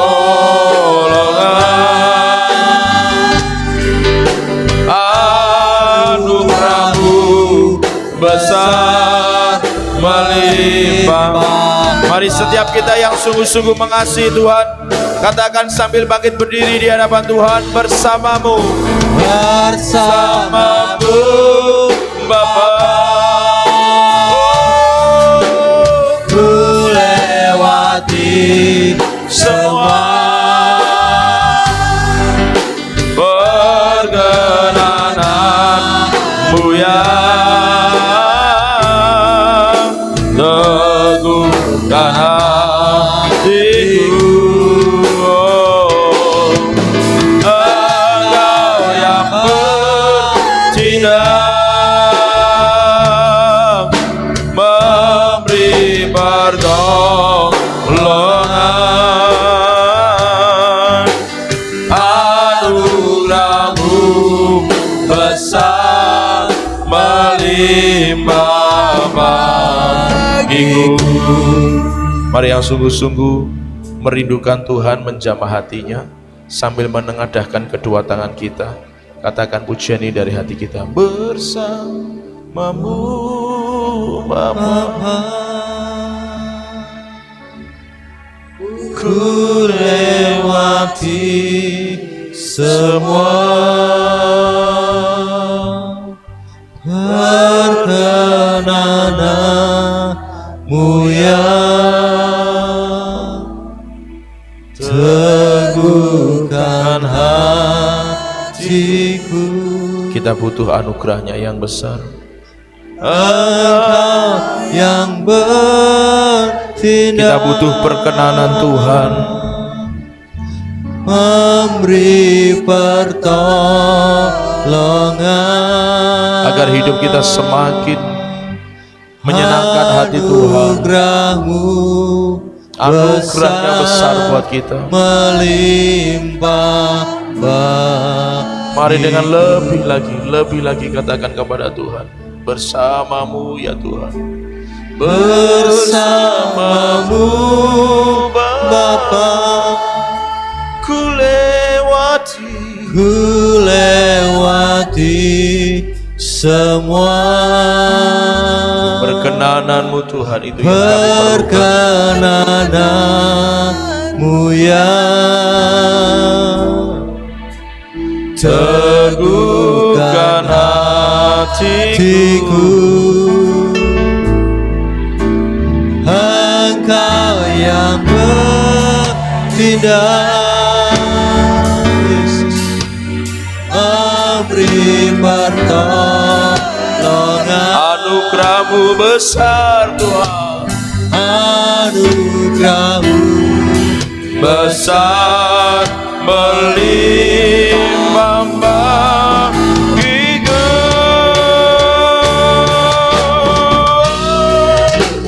Bersamamu Bapa, ku lewati semua perkenananmu yang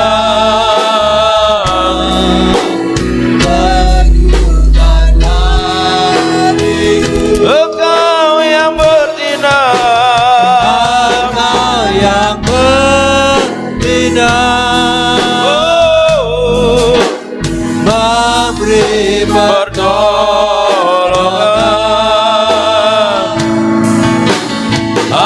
Anugerahmu besar melimpah bagiku.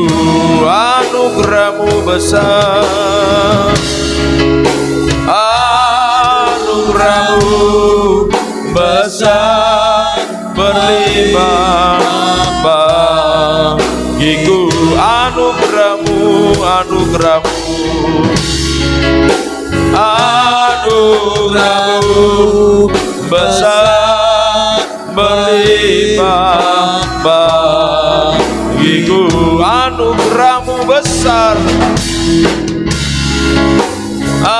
anugerahmu besar melimpah bagiku. Mari sembah Tuhan, mari sembah Tuhan.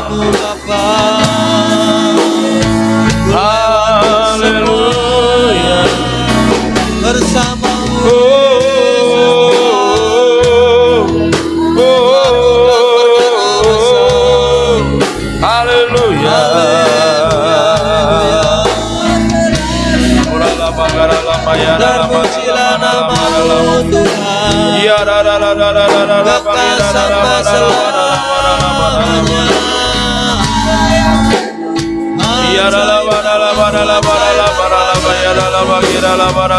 Tiada yang seperti-Mu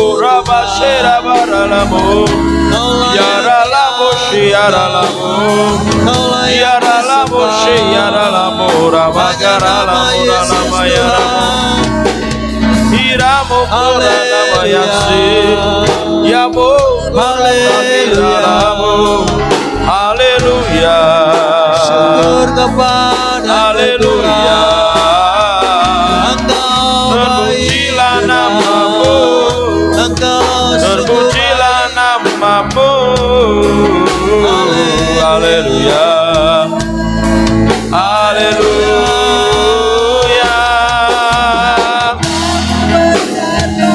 ajaib nama Yesus Tuhan. ajaib perbuatan-Mu Tuhan. Haleluya. Tiada yang seperti Engkau Tuhan, Kami memuji Engkau, setiamu kami menyembah besar anugerah-Mu Engkau, Tuhan. kami tinggikan, kami agungkan, kami muliakan Engkau Haleluya, Tuhan. haleluya. Sungguh besar Engkau Tuhan. Haleluya. Haleluya, Syikiralah masyarakat. haleluya. Saya digerakkan Tuhan untuk melakukan seperti ini Bapak Ibu Saudara. Setiap kita yang benar-benar rindu, hatinya dijamah, hatinya dikoreksi oleh Tuhan, mari taruh tangan kanan di dada masing-masing. Yang benar-benar memiliki kerinduan untuk dikoreksi oleh Tuhan, disempurnakan hatinya oleh Tuhan, diperbaharui hatinya oleh Tuhan, mari taruh tangan kanan di dada masing-masing. Sekarang Tuhan berbicaralah kepada setiap kami yang tangan kanannya tertumpang di atas dada, bahwa mereka merindukan Tuhan mengkoreksi, Tuhan memperbaharui, Tuhan memulihkan, Tuhan menyempurnakan kondisi hati. Dan olehnya sekarang Tuhan, Kau berbicara, buat telinga kami mendengar suara-Mu, buat kami benar-benar mengerti apa yang Tuhan sampaikan kepada kami. Kerjakan Tuhan atas kami, kerjakan Tuhan atas kami. Shikirama shana marabata karalamu shana maralamu. Shikirama shikiralamu. Shikirama shana maralamu. Rupaka shana maralamu. Shikira maralamu shikiralamu rudutukuramu. Yabakiramu shikiralamu. Shibiri dikira lamu ramaya shiraya kira murama shaya. Saya ada melihat hati yang hitam, dan Tuhan berbicara, ada begitu banyak kemarahan, ada begitu banyak kepahitan yang masih disimpan. Dan firman Tuhan berkata bahwa sekalipun dosamu merah seperti kirmisi akan diputihkan seperti salju. Tinggal hati yang hitam ini taruh, serahkan kepada Tuhan, biar Tuhan mengerjakan, membasuh dengan darahnya yang kudus dan menyucikan hati kita. Lepaskan kemarahan itu, ampuni yang saudara anggap, seseorang yang saudara anggap membuat Anda marah, sakit hati, kepahitan hingga dengan hari ini. Lepaskan pengampunan buat dia, sebut namanya. Saudara yang merasa itu, sebutkan nama orang tersebut di hadapan Tuhan sekarang. Sementara saya berkata-kata, saudara katakan itu kepada Tuhan. Sebut nama orang itu, katakan kepada Tuhan, Tuhan aku mengampuni si A si B. Sebutkan namanya dan minta Tuhan, Tuhan berikan aku pengampunan supaya aku bisa mengampuni dia dan basuh sekarang hatiku dengan darah Yesus. Urama shendera patakara lama shandara lama lama kirama shikira la korobotu kura lama shikira patakara roboko rama shikira lama shikira patakara. Ada hati yang saya melihat, ada hati yang dirantai. Rantai ini rantai besi. Ada sesuatu yang mengendalikan hati saudara hingga dengan hari ini. Itu bisa berbicara tentang kepikiran saudara, kepandaian saudara dalam berbisnis. Itu yang membawa saudara merasa aku nggak perlu Tuhan, aku nggak perlu berdoa, bisnis itu bisa berjalan dengan baik. Atau juga pikiran-pikiran yang berkata bahwa aku bisa tanpa Tuhan, aku nggak perlu Tuhan. Kata-kata itu mungkin nggak pernah keluar dari lidah bibir saudara, tapi sikap hati saudara menunjukkan bahwa Anda nggak perlu Tuhan. Terbukti bahwa Anda jarang menyerahkan itu kepada Tuhan, Anda jarang mendoakan hal itu kepada Tuhan. Anda bisa melakukannya setiap waktu sepanjang tahun, berapa belas tahun, puluh tahun saudara menjalankan itu dan saudara berhasil di situ, sehingga Anda tidak pernah lagi membawa itu di hadapan Tuhan. Hari ini Tuhan kepingin Anda mulai serahkan itu kepada Tuhan, karena itu bukan milik Anda, itu milik Tuhan. Lepaskan ikatan itu demi nama Yesus Kristus.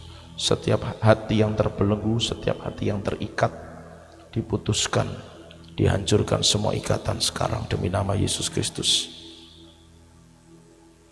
Kuralama shikira lama lama shikira lama lama lama shikira lama shikira lama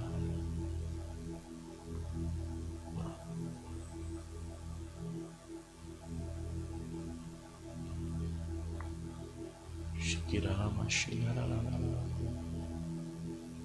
orama shikira lama lama shikira iya lama shikira lama.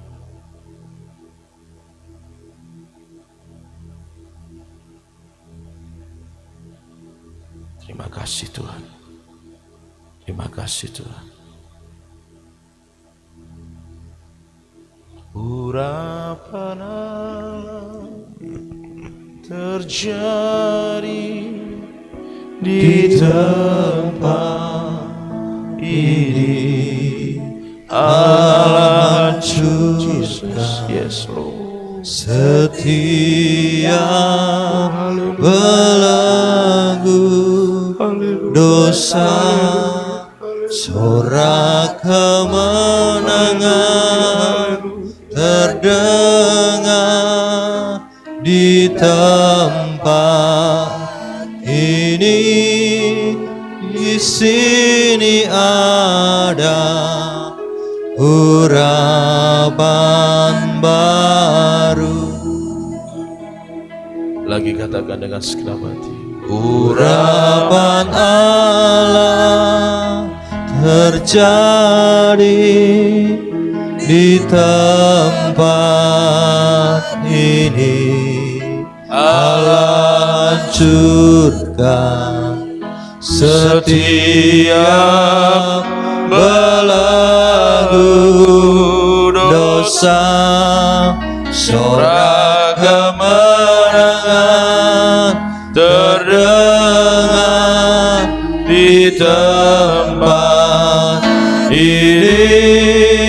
Di sini ada urapan. Biar malam hari ini urapan-Mu turun menjamah setiap hati kami, setiap pribadi kami ya Tuhan. Biarlah basyana barala urapan itu menghancurkan segala belenggu-belenggu dosa, segala ikatan-ikatan dosa yang mungkin masih ada atas hati kami. Malam hari ini dihancurkan di dalam nama Yesus. Terdengar di tempat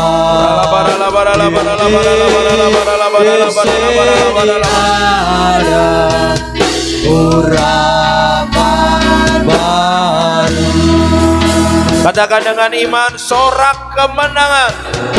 Kemenangan terdengar di tempat ini.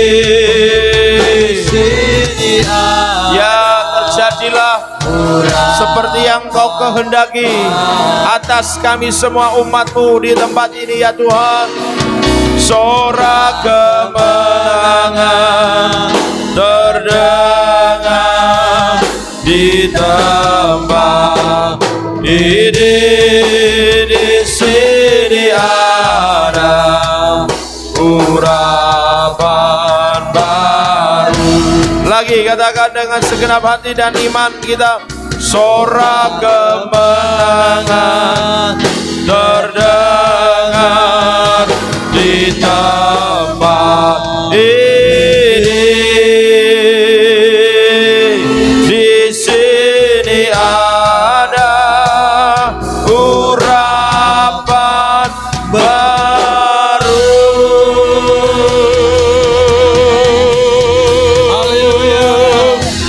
Mari yang sungguh-sungguh percaya berikan tepuk tangan yang terbaik pada Allah kita. Haleluya. Haleluya.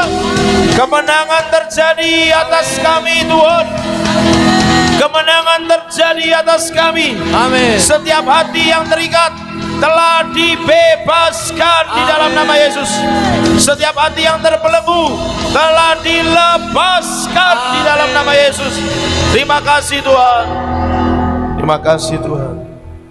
Biarlah malam hari ini Tuhan Kau akan terus bekerja berkarya lebih lagi atas kami semua. Terus ingatkan akan hal-hal yang perlu kami bereskan di hadapan Tuhan. Terus Tuhan berbicara atas hal-hal apapun yang Tuhan rindu untuk terus kami bisa bereskan di hadapan Tuhan. Olehnya Tuhan demi nama Yesus, Engkau berbicara dan latih telinga kami, telinga rohani kami, untuk kami bisa mendengar Tuhan berbicara kepada kami. Terima kasih Tuhan meteraikan setiap kebenaran firman ini di setiap hati kami dengan darah anak domba Allah yang tak pernah dan tak bercacat, dan setiap kami akan diperbaharui dan diberkati oleh Tuhan. Terima kasih Bapa, kami mengucap syukur untuk firman-Mu demi nama Tuhan Yesus Kristus. Haleluya. Kita semua yang diberkati katakan amin.